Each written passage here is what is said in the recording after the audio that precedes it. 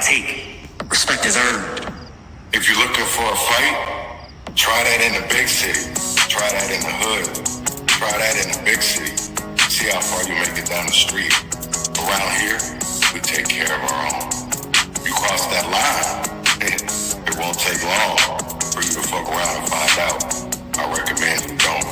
Try that in the big city. Try that in the big city. Ooh.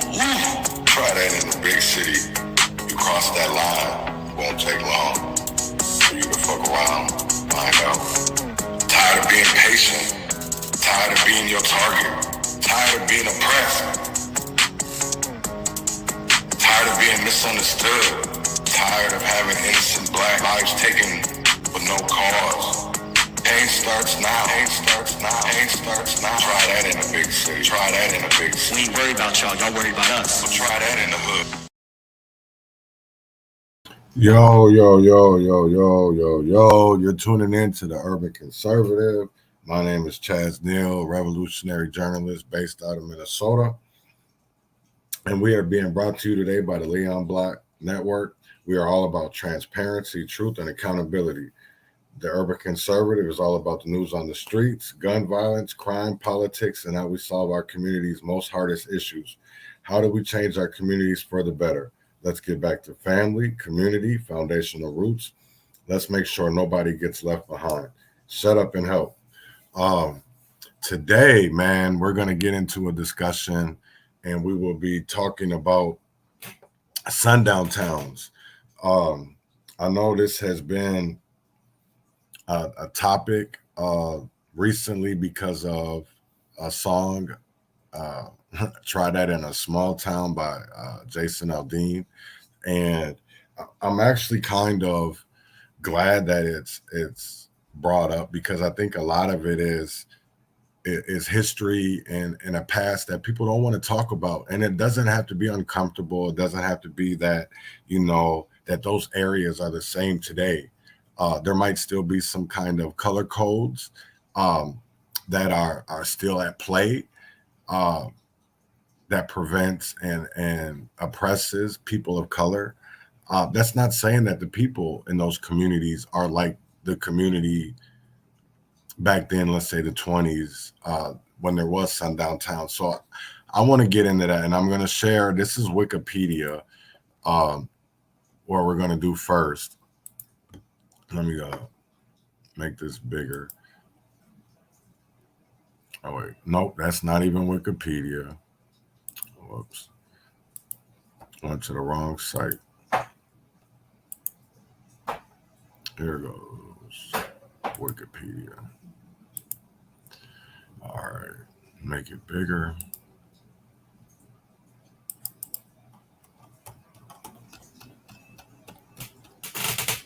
So when we talk about sundown towns,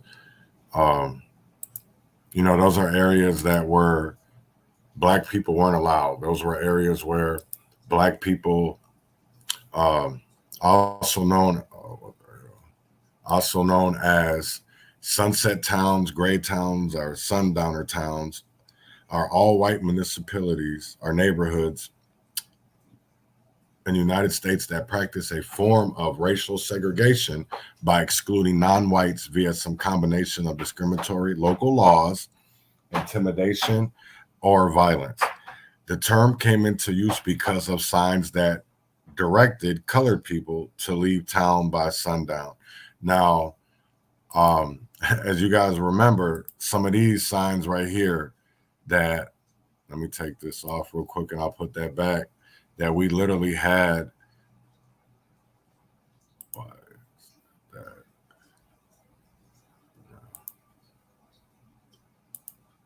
So no colored only, no whites allowed. So there was signs, that's the wrong sign too. Yeah, no whites allowed. We literally had, that's the wrong, I don't know what that's the wrong thing I pulled up.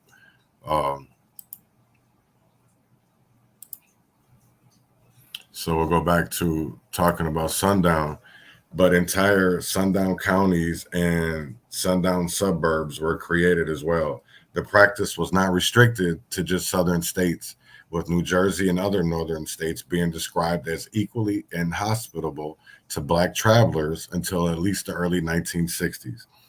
While the number of sundown towns decreased following the civil rights movement, some commentators hold that certain 21st century practices perpetuate a modified version of the sundown town. Discriminatory policies and actions distinguish sundown towns from towns that have no Black residents for demographic reasons. Historically, towns have been confirmed as sundown towns by newspaper articles, county histories, works, progress administration files. This information has been corroborated by tax or U.S. Census records showing an absence of Black people or a sharp drop in the Black population between the two censuses. So, you know, I wanted to get into it because there was actually researching this morning I found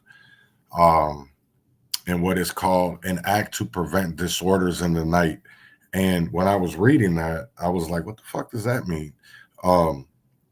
So it was an act that was written. It was a legislative act that was passed in 1714, where great disorders, insolencies, and burglaries are oft times raised and committed in the nighttime by Indian, Negro, and mulatto servants and slaves to the disquiet and hurt of Her Majesty's subjects. No Indian, Negro, or mulatto is to be from home after 9 o'clock.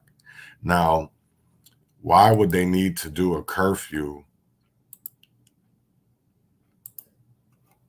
at all? That to me, that doesn't make a lot of sense in term of if we're all seen equally, but as we know, Black people, we weren't as not seen equally. We would see that in the form of how do people not see hate? How do not people not see that we have not been discriminated against? Because we can literally go back in time and see it through history, you know. Just even in Red Wing, you know, there was a mural and a spot put up of the first Black business in Minnesota.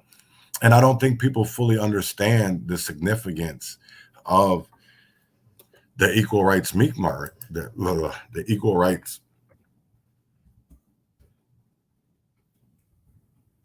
So equal rights meat market, which was the first Black-owned business in Minnesota. And it was right here in Red Wing, Minnesota. And it dumbfounded me to see that there was lifelong residents, people that worked for the city, current business owners that didn't even know anything about Jeremiah, didn't know anything about the equal rights meat market. So it's like, do they know anything else? Do they know about why the hill behind Twin Bluffs Middle School is called Coon Hill?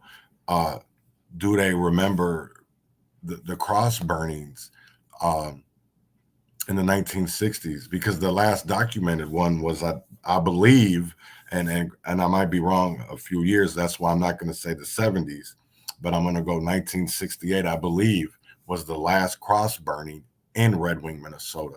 And it was done on Memorial Hill.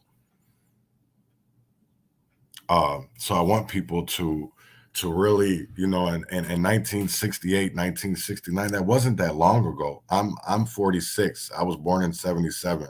So it's not really that long ago. And as we get into, you know,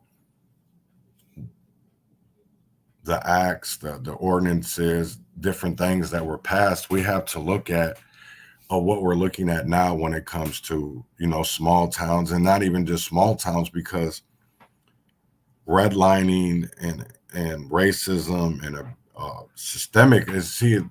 But that's where the difference for me between small town and big town is different, because in a small town they can put that pressure on you of, you know, that hate, that dislike on a person, and make others feel, because they do it to one person or they do it to a multitude of people, but yet they claim that one black person so they can say that they're not racist.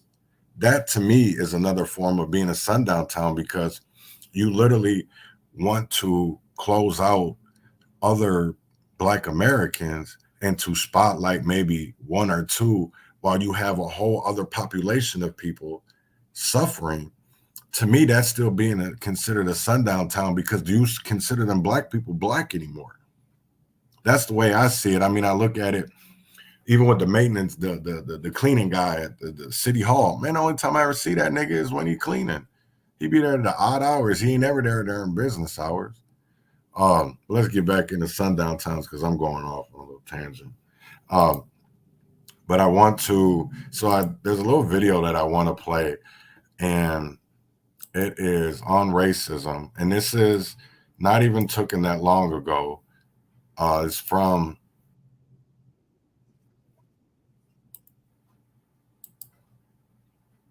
Illinois, and it's 2017. But it's just to show that even in today's times that we're still dealing with these type of incidents and these type of hating, you know.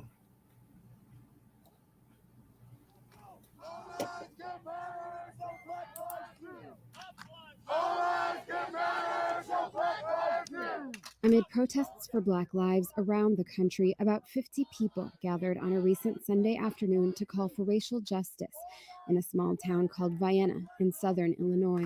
We have a unique opportunity to stand arm in arm with the people that are hurt by these things. The protest was organized after a group of students at the local high school created a Snapchat group that was changed to "We Hate Black People." I know some of the kids that have been in the group chat and they've been nice to my face, but that just shows how they really feel. Many of the protesters were from out of town. They were met with dozens of local counter-protesters, some with Confederate flags. We can't go into bigger towns until we tackle our hometowns.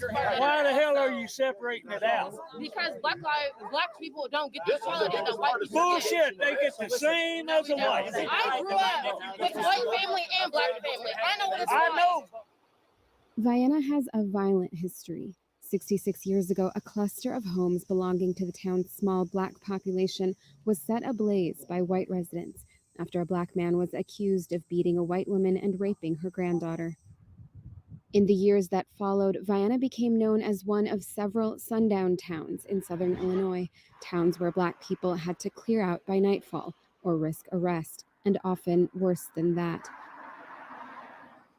It was one of many ways residents ensured their town stayed all white. Though some Black people live in the town today, that legacy lingers in a place like Vienna. I feel very uncomfortable. Yeah, very uncomfortable. Nicholas Lewis came to town 2 years ago. When his girlfriend got pregnant, he stayed to raise their son. Now he wants to leave.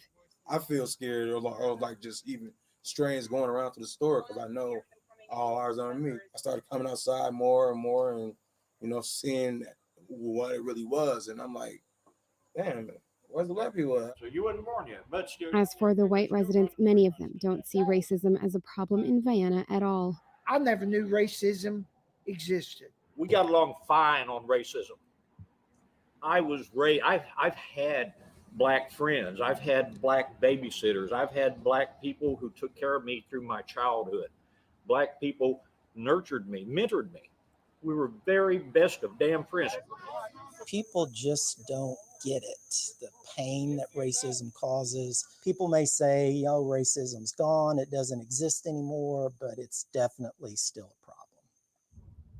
James Davis is a truck driver from a nearby town. He grew up knowing which towns to avoid stopping in while driving through. Some people, they might say it, and the whole time they're thinking in the back of their mind, yeah, we're still sundown town. We don't like people of color here. So you never know. They sing the rising sun. There is some hope for a small town like Vienna to reckon with its past and become a more welcoming place for Black people. But Lewis isn't optimistic. It's gonna stay the same because this is a small southern town, so they don't like change. Noreen Nasser, The Associated Press, Vienna, Illinois.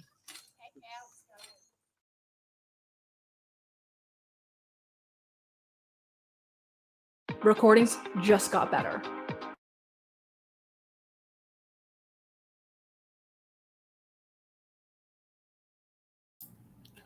As you can see, that it's not just, people think that, it's on Twitter. There was a guy that, it been going back to, being white, and he was on going up with friends onto a native reservation, and he was the only white person, and he felt uncomfortable. So people can, when you go to other areas, because I know there's not just a Black being in around, a whole bunch of white people, and you're out of place. It's white people feel it too. Other people feel it. It's not just, but I want to know that when white people come around and they're the only white person, we don't make y'all feel uncomfortable. Y'all make yourselves feel uncomfortable by doing weird shit. So y'all, first of all, hate us because of the fact that we're our skin color. We just don't like being around drunks. So different comparison when we're talking about, the difference of being around, the only Black person in the room versus being the only white person in the room. Because I can guarantee it that the looks are way different from white people looking at the Black person from the Black people looking at the white person. I can guarantee you the looks are different. But I want to get into this website that this professor did on sundown towns, and he died 2 years ago. I actually got to talk to him a little bit. And so, but I want to go into this. So the location is Minnesota. This is where I live in. And this is the list. So we have Albert Lee, Appleton, Austin.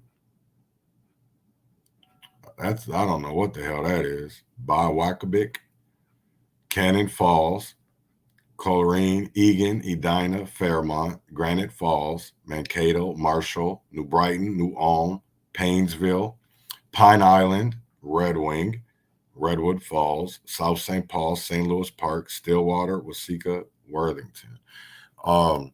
Now, I'm going to get into a couple of these. I'm surprised Owatonna is not on here, just for the simple fact of that they had, or even Faribault, for the simple fact that they had very large KKK gatherings, especially in Rice County area, that I want to get into. So here goes Red Wing, and it gives a list reason why. Type of place. So comments, groups excluded, Black people. I can't comment about Red Wing being a sunset town. I never heard that in the 4 years I was there, but I do remember an oral history of the St. James Hotel in Red Wing, in which a former employee clearly remembered that the hotel didn't rent to darkies. Now, I want to spotlight this word darkies for the simple fact of, because we're talking about color code. African-American servants would accompany employers to Red Wing, but would have to stay in a separate hotel. Now, down south, that would be the Jim Crow, where no coloreds allowed. They had the two different type of water fountains. See, they just didn't do that up here because they called it Minnesota nice. So they say, is it still a sundown town? Probably not, although still very few Black people. Yeah, there's not very many Black people here. We're very highly outnumbered, disparate. Number-wise, we're on the bottom of the totem pole. Because as you can see, right now we have 16,459, and I would still say that we're under 10% of the population here in Red Wing is Black. So there's still not very many of us, and there's still the same things go on, and same thing with Pine Island. Not very many Black people. Pine Island, 1990, Black population is entirely children under the age of 5. In Anoka, Twin Cities suburb teacher, late mother-in-law, reported the town was sundown in the mid-1980s. Yeah, Pine Island,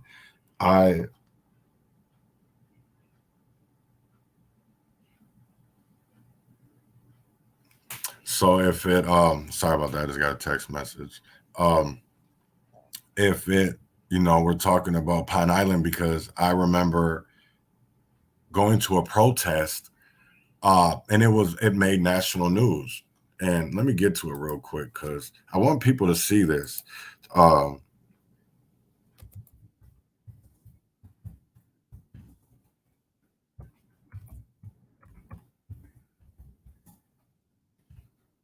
Because it really was. And let's see if I can pull up some images. Because it was a lot of these photos were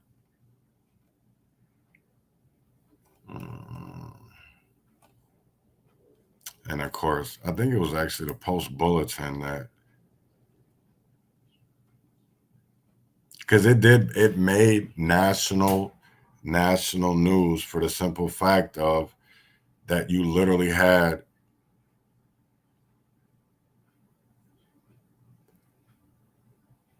let's see, was it the Post Bulletin?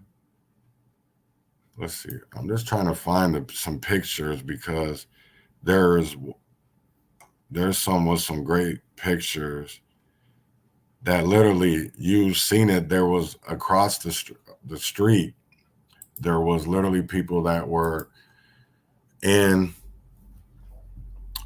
Confederate flags that worked for the city, the fire department. It was quite the experience. But it also, I think it opened a lot of eyes in Pine Island. I think it opened a lot of eyes in America, and especially in Minnesota. I don't think I can't say it started really a lot of conversations, but I do see that it started a lot of bullshit with people. Here goes Cannon Falls. Mike Dalton, 6 o'clock siren to go dead on the east side.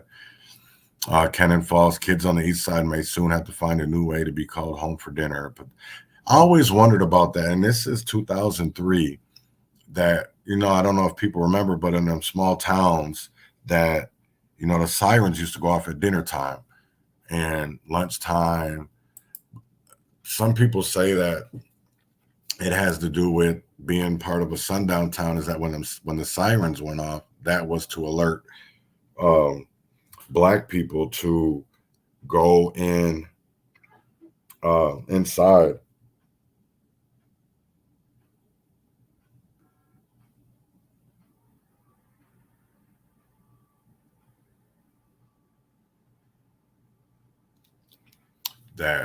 So it's, sorry about that.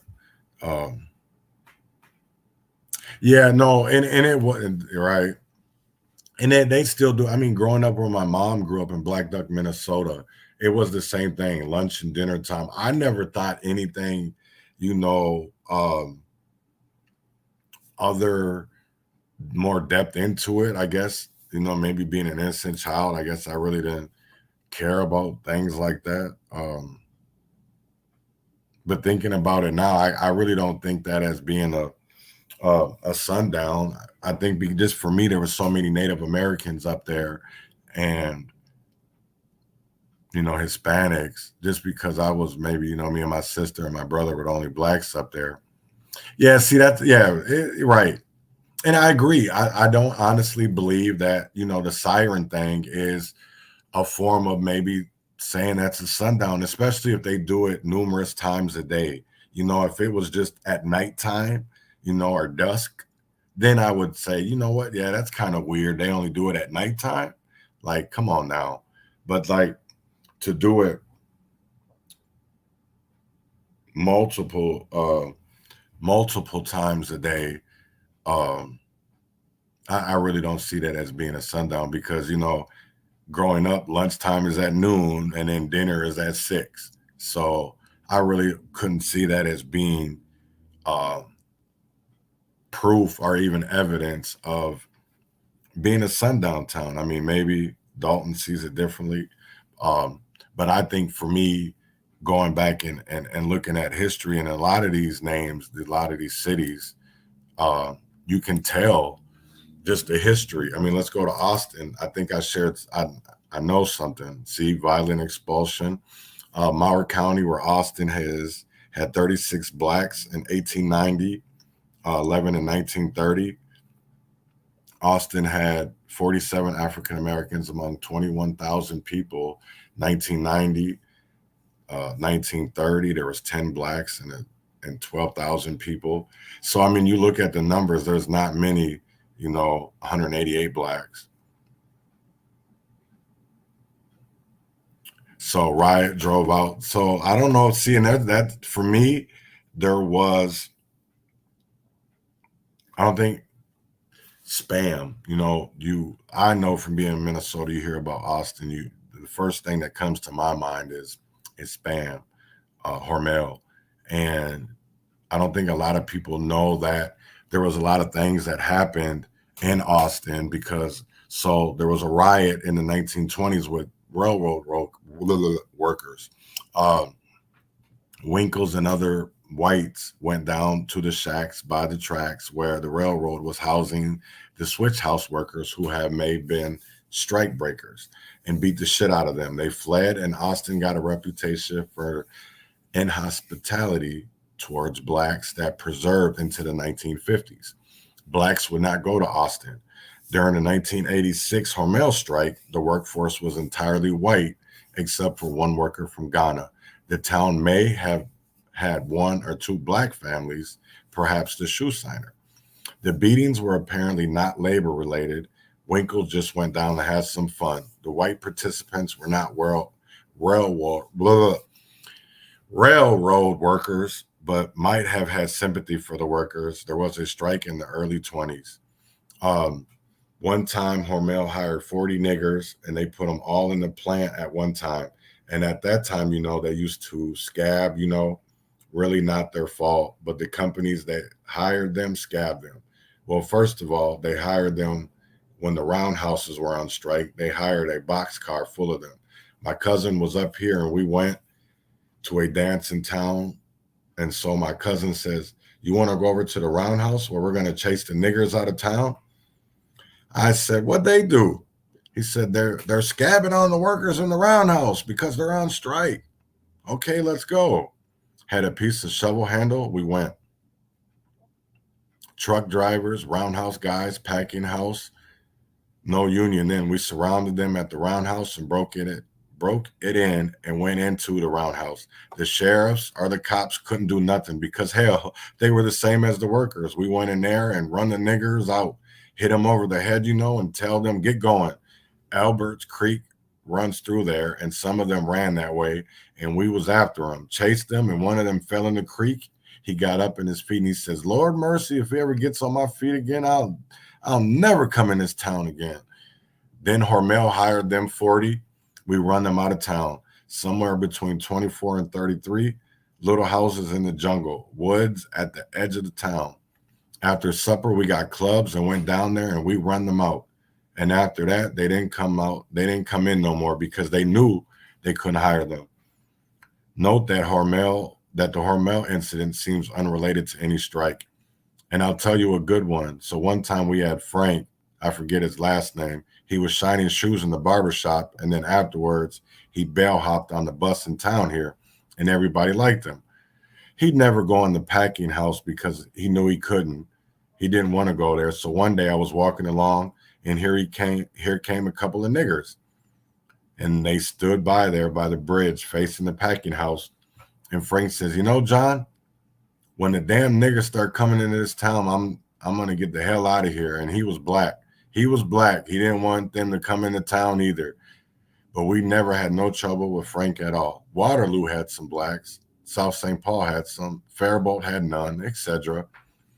Note that Hormel incident was unrelated to any strike, and the fact that the Black railroad workers were strike breakers may only have merely been an excuse, since Austin appears to have had a sundown policy before they were hired. During the strike of 85, 86 in Austin, Minnesota, it was noticeable that there were exactly 2 Black workers among the workforce. Both of them were young Africans who had came to the U.S. to attend college and had run out of money. This seemed rather stunning given the high percentage of African-American workers in the meatpacking industry in Omaha, Chicago, KC, etc. When some of us asked about this, the union members and retirees recounted a local tale that in 1922, during the railroad shopman strike, a number of African-American strike breakers had brought in by railroad and housed inside the roundhouse. A crowd of strikers, family members, and local supporters laid siege to the roundhouse, and the strike breakers fled for their lives, many of them jumping into the Cedar River and swimming to safety or drowning. No African American had lived in Austin since 1922, we were told. Damn. That's crazy.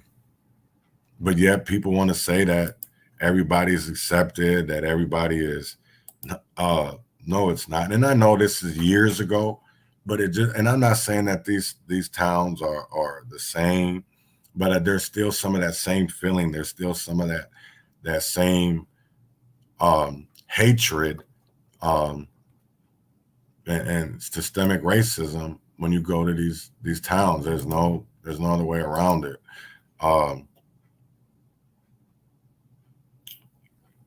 Stillwater.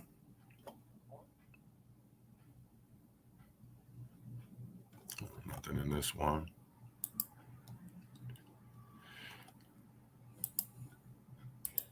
But we see that, no, honestly, the school doesn't want to teach about the past either, though. They honestly, I see as people talk about, there's all this critical race theory. How don't we have that right now in schools? Because we can even just go back within 10 years in Red Wing, and we go back with Wigger days. How didn't grown-ass adults know that that was ignorant and that maybe some people would see that as hateful? I just will never understand that, because I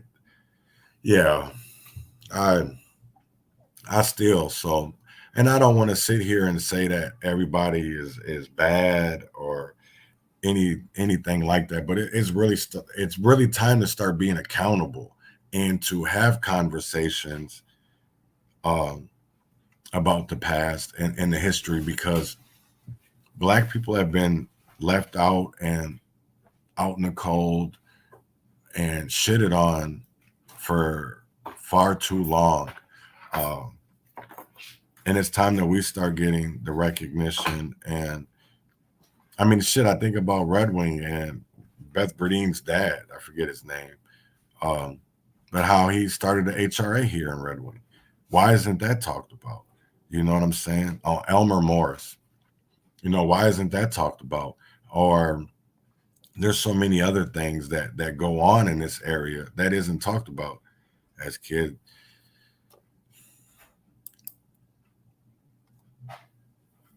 No. And you know what, Katie, that's one thing I never did blame on the kids. Even today, when I still see the shit that goes on at Red Wing High School, I still don't blame the kids, because they're not responsible. They're there to be taught, and the teachers don't teach them.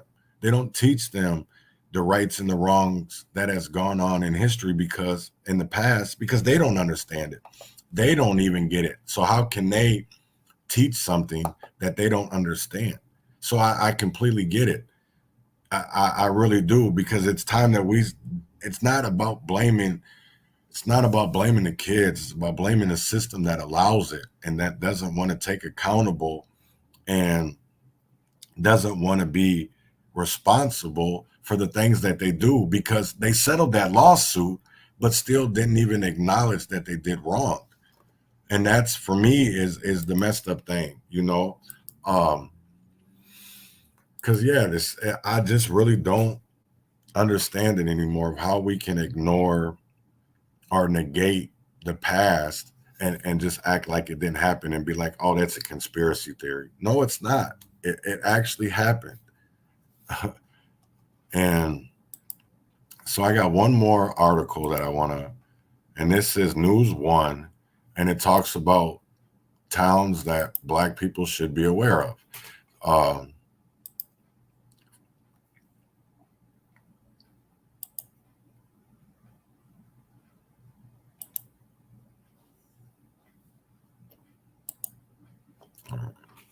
So, there's a video. I didn't even know. Let's watch this video. I didn't even know there was one. Yeah, I said it. Atlanta, Georgia is known for a lot of things. Dr. Martin Luther King Jr., Stacey Abrams, and the haunted Lake Lanier. Yeah, I said it. Haunted. If you spend any time in or around Atlanta, you've heard these tales. Eerie accounts of ghostly kayaks floating on the water, a woman with no hands roaming the bridge, unexplainable boating accidents, and of course, the extremely high drowning toll. Even survivors of near drownings claim it was like someone pulled me underwater. That's why many folks will tell you straight up, don't go to Lake Lanier. But here at Black Folklore, we uncover African-American stories mysteriously hidden from history. I'm Grant Yanni, and this is Black Folklore.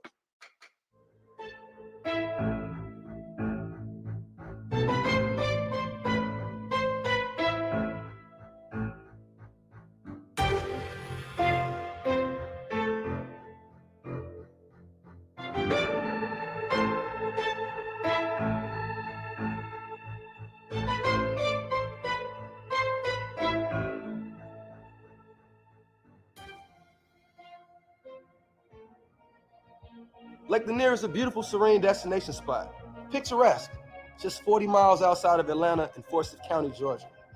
Every year, effervescent young people from all over flock to the lake with family and friends. Every year, there's a new story added to the folklore. But outside of random freak accidents, there's a legitimate reason why the lake could possibly be haunted. Racism. Settled along the Chattahoochee waters, Forsyth County, Georgia, was once sacred land occupied by the Cherokee Nation.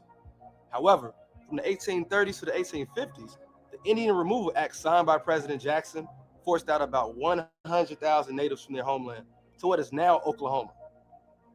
By the early 1900s, the Georgia land was now known as Oscarville, became home to roughly 1,100 Black folks, most of whom were freed after fighting in the American Civil War.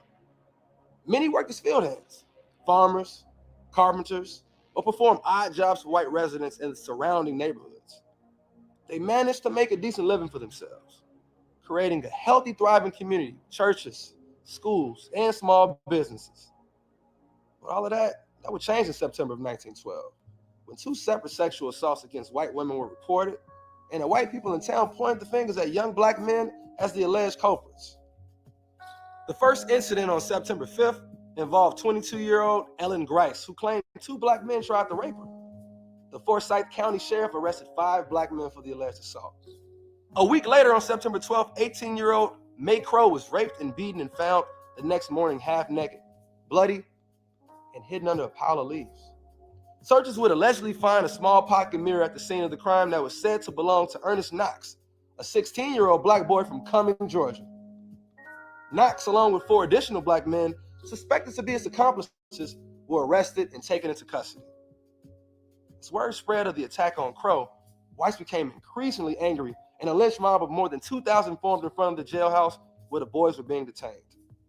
Soon, they stormed the county jail, shooting and killing one boy, Rob Edwards, then dragged his body from the jailhouse and hung him from a telephone pole in the town square. Ernest Knox and Oscar Daniel were both found guilty of the rape of May Crow and sentenced to death by hanging, even though it was illegal by state law at the time.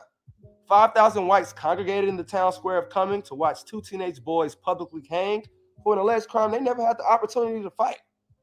It was after this hanging that the terror would begin to spread, as a white group of terrorists known as the Night Riders would make their mission to run every black person they came across out of town. Over the short period of just a few years, 98% of Oscarville's black residents would end up either leaving their homes or being murdered for refusal to leave. In little time, the once fully functioning town would be a ghost town. Eventually, pieces of the land were sold to the government, and by 1950, a plan to build Lake Lanier was in full effect. The entire town of Oscarville was intentionally flooded in conjunction with the Beaufort Dam to support the growing demand for a water supply to the nearby cities. So, is Lake Lanier haunted? Like, is it really? Maybe. Maybe it's the culpability of genocide, terror, and hatred for blacks and Native Americans that just hangs in the air. So the next time you think about visiting Lake Lanier, remember, she takes. Some years more than others, but she always takes.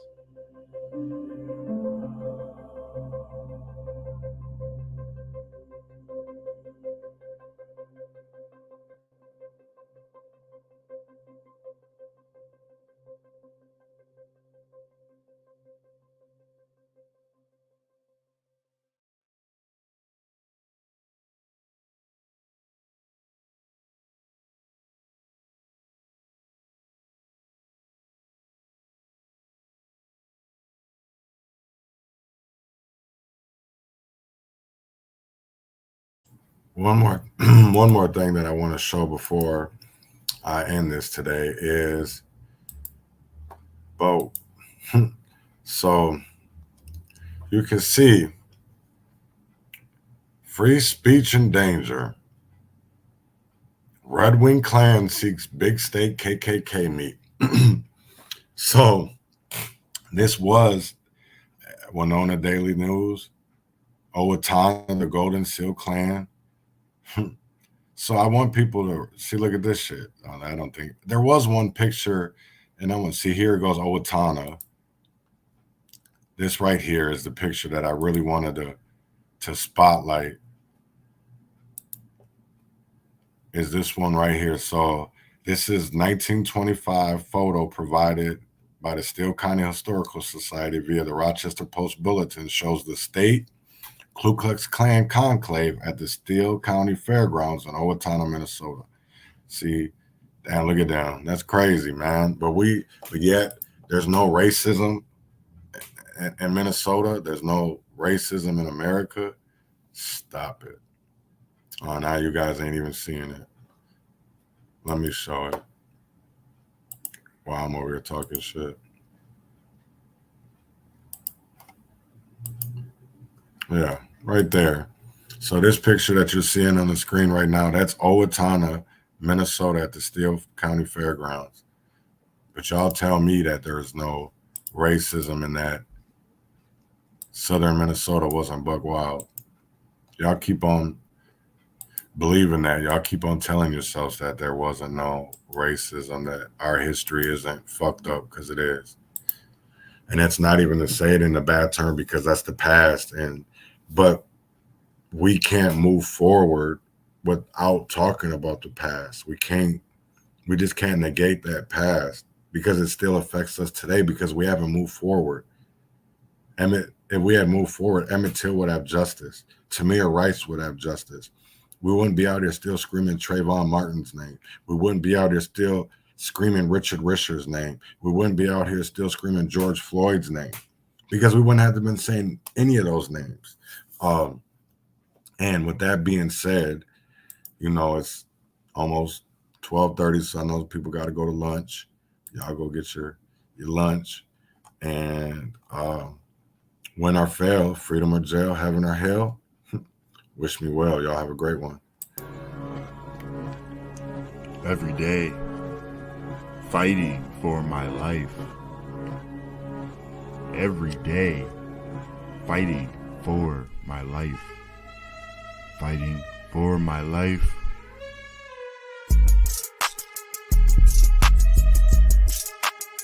Fighting for my bread. Grew from the seed you thought was rot. I think not. fire, bred desire to rise above denial, to rise from former ashes to face new trial or more triumph. I am enough. Trial to triumph. We gotta take. Respect is earned. If you're looking for a fight, try that in the big city. Try that in the hood. Try that in the big city. See how far you make it down the street. Around here, we take care of our own. You cross that line, it won't take long for you to fuck around and find out. I recommend you don't. Try that in the big city. Try that in the big city. Ooh. Try that in the big city. You cross that line, it won't take long for you to fuck around, find out. Tired of being patient. Tired of being your target. Tired of being oppressed. Tired of being misunderstood. Tired of having innocent black lives taken with no cause. Pain starts now. Pain starts now. Pain starts